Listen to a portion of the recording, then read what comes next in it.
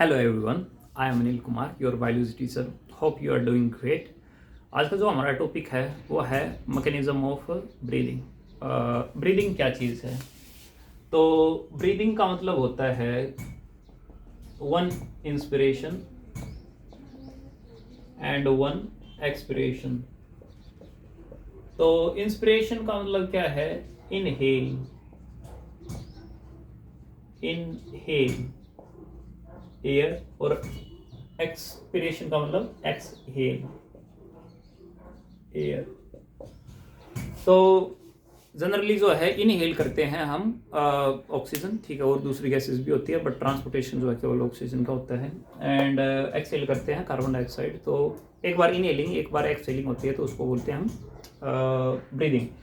तो जो ब्रीदिंग है उसके अंदर हम ये देखते हैं कि जो मूवमेंट है, movement of air is because of pressure.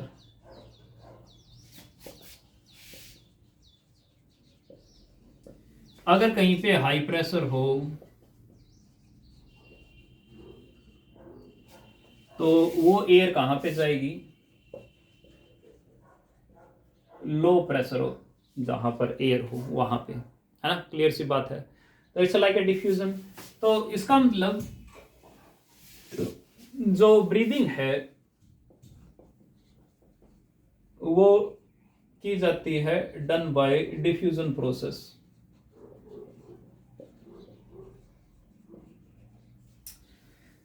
Let's say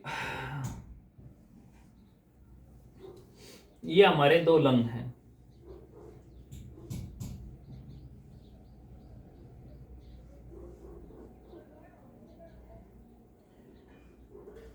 and ये कैविटी के अंदर जो है वो प्रेजेंट है, और जो कैविटी है इसके नीचे डायफ्राम जो है वो प्रेजेंट है। ठीक है, लेट्स से डायफ्राम अगर नीचे की तरफ हो जाए, अगर डायफ्राम जो है वो नीचे की तरफ हो जाए, तो लेट्स से डायफ्राम है वो अगर नीचे की तरफ हो गया तो लंग क्या होगा? और नीचे की तरफ नहीं होंगे because of the negative pressure, because ये तो कैविटी के अंदर है। लेट्स से यहां पर प्रेजेंट है रिब केज, और जो रिब केज है उसके बीच में कुछ मसल है, और मसल कौन सी है? इंटरकोस्टल मसल है, इंटरकोस्टल मसल। वो जो इंटरकोस्टल मसल जो है वो कॉन्ट्रैक्ट हो गई, और उसके कॉन्ट्रैक्शन की वजह से क्या हुआ कि जो केज है यानी रिब केज है वो ऊपर की तरफ उठ गया, ऊपर की तरफ और आगे की तरफ, ऊपर आगे और ये वाला नीचे। तो कुल मिला के यहां पर होगा क्या? कुल मिला के ये हुआ है कि यहां पर जो स्पेस था वो रिलेटिवली ज्यादा बन जाता है। तो जो कैविटी इतनी छोटी सी थी वो कैविटी बन जाती इतनी बड़ी।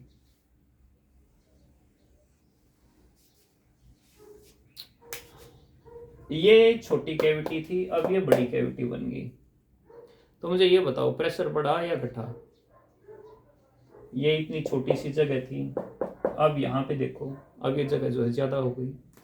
अगर एयर मान ले उतनी है जितनी यहाँ पर पहले थी, तो यहाँ पर प्रेशर जो है वो काफ़ी ज़्यादा ड्रॉप हो गया।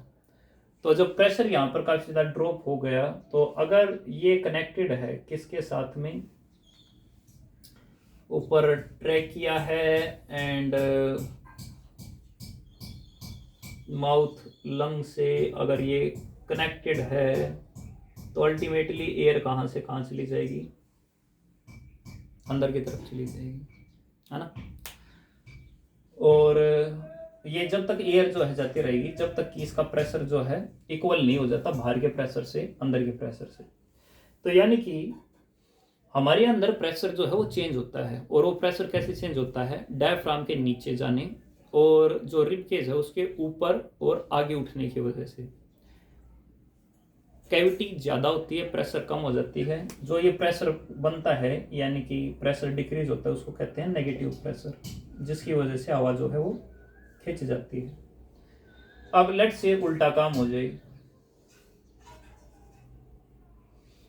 यानी कि अब ये फूला हुआ था, अब डायफ्राम कहाँ चला जाए, ऊपर की तरफ चला जाए और रिब केज नीचे की तरफ आ जाए, गैस उतनी है।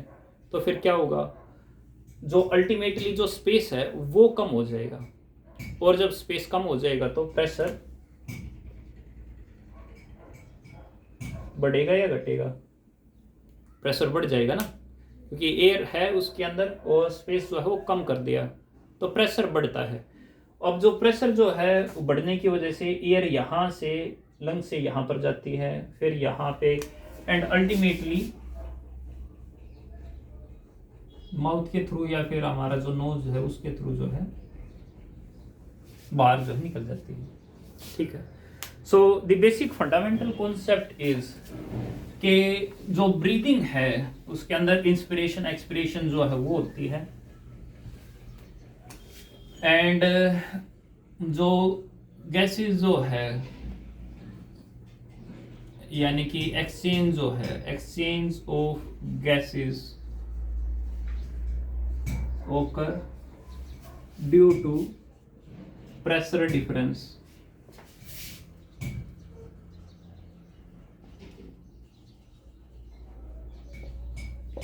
प्रेशर डिफरेंस किस किस के बीच में, between lung and outer air. ठीक है, तो इंस्पिरेशन के टाइम पे क्या होता है, यानी जब सांस अंदर आनी है तो जो डायफ्राम है वो कॉन्ट्रैक्ट हो जाता है एंड कम्स डाउन, नीचे की तरफ जो है आ जाता है इंस्पिरेशन के टाइम पे। दूसरा भी इंटरकोस्टल मसल,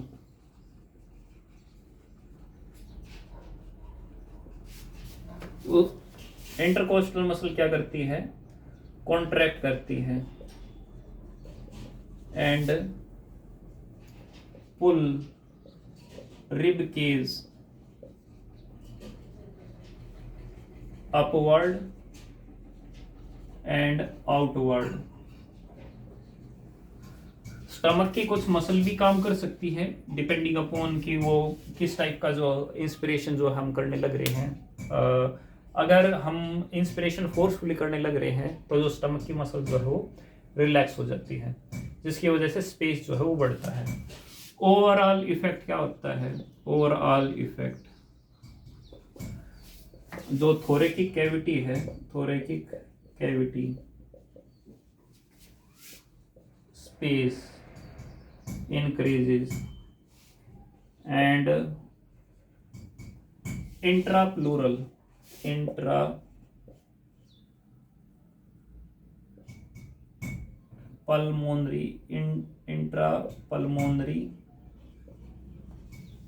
प्रेशर वो जो है डिक्रीज हो जाता है।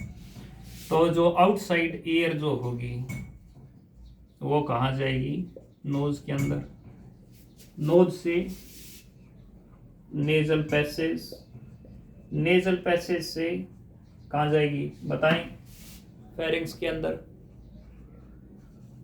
फेरिंग्स से कहाँ पर जाएगी, लैरिंग्स के अंदर, लैरिंग्स से कहाँ पर जाएगी, ट्रैकिया के अंदर, ट्रैकिया से कहाँ जाएगी, ब्रोंकाई के अंदर, ब्रोंकाई से कहाँ जाएगी, जो हमारी एल्वियोलाई है वहां पर जो है चली गई। ठीक है, आई थिंक क्लियर हो गया उस सभी को। ठीक है, एक्सपिरेशन के टाइम पे क्या होगा, यानी कि जब सांस छोड़ते हैं तब क्या होता है, एक्सपिरेशन के अंदर डायफ्राम जो है वो रिलैक्स हो जाएगा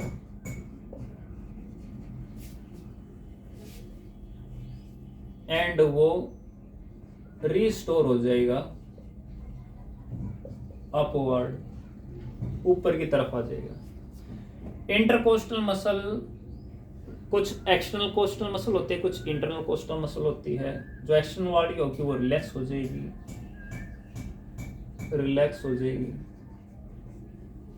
एंड वो रिब केज को, जो रिब केज है, कम्स डाउनवर्ड और इनवर्ड, अंदर की तरफ जो है वो आ जाएगी। ठीक है, तो इंटरकोस्टल मसल भी अलग अलग टाइप की होती है, कुछ इंटरनल होती है, कुछ एक्सटर्नल होती है। ठीक है, तो वो जब रिलैक्स होती है तो उसकी वजह से जो है ऊपर की तरफ जो है आ जाती है। अगर आप फोर्सफुल अगर करने लग रहे हैं तो क्या होगा, तो देखो आपने इस चीज़ के ऊपर ध्यान दिया हो कि जब भी आप सांस ज़्यादा निकालते हैं तो कभी पेट पे हाथ लगा के देखना, जब भी आप ज़्यादा एयर बाहर निकालोगे तो स्टमक जो है वो अंदर की तरफ जाता है, और अंदर और अंदर और अंदर। तो उससे क्या है कि स्टमक जो है कॉन्ट्रैक्ट जो है वो होने लग रहा है, कॉन्ट्रैक्शन होने लग रही है। तो यानी कि सांस जब ज़्यादा निकालते हैं तो स्टमक की मसल जो है कॉन्ट्रैक्ट होती है। तो ओवरऑल इफेक्ट क्या होता है कि जो थोरेसिक कैविटी का जो स्पेस है वो इंक्रीज होगा, डिक्रीज होगा, डिक्रीज हो जाता है, और इंट्राप्लोरल मसल जो है वो बढ़ेगा या घटेगा भाई, इंक्रीज हो जाएगा। और जब इंक्रीज हो जाएगा तो एलोलाई से एयर कहाँ जाएगी, ब्रोंकाई के बाद, ब्रोंकाई से ट्रैकिया के पास, ट्रैकिया से लैरिंग्स के पास, लैरिंग्स से फेरिंग्स के बाद, फेरिंग्स से नेजल पैसेज के पास, नेजल पैसेज से नोज, और नोज से आउटसाइड। एक क्वेश्चन और आ जाता है भाई, एक तो इंट्रापल्मोनरी प्रेशर है, जैसे ये हमारे दो लंग हैं, एक तो प्रेशर है इनके बीच का जिसको कहते हैं इंट्रापल्मोनरी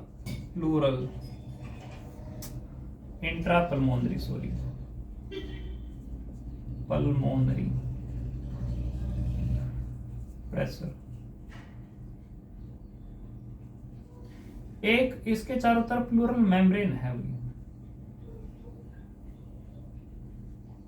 उसको कहते हैं हम इंट्रा प्लूरल प्रेशर। ये थोड़ा सा ज्यादा नेगेटिव होता है ताकि एयर जो है वो अंदर की तरफ आए और ये अपनी पोजीशन जो है वो मेंटेन रखे। तो थोड़ा सा अगर दोनों के बीच में अगर डिफरेंस करना आ जाए तो इंट्राप्लूरल तो प्लूरल मेम्ब्रेन के अंदर का प्रेशर है, और इंट्रापल्मोनरी जो प्रेशर होगा वो लंग के अंदर का प्रेशर होगा। ये थोड़ा सा और नेगेटिव होता है, ये रिलेटिवली कम नेगेटिव होता है। सो आई होप आपको ये समझ में आ गया होगा। Thank you for watching. अगर कोई डाउट है तो कमेंट करें। Thank you.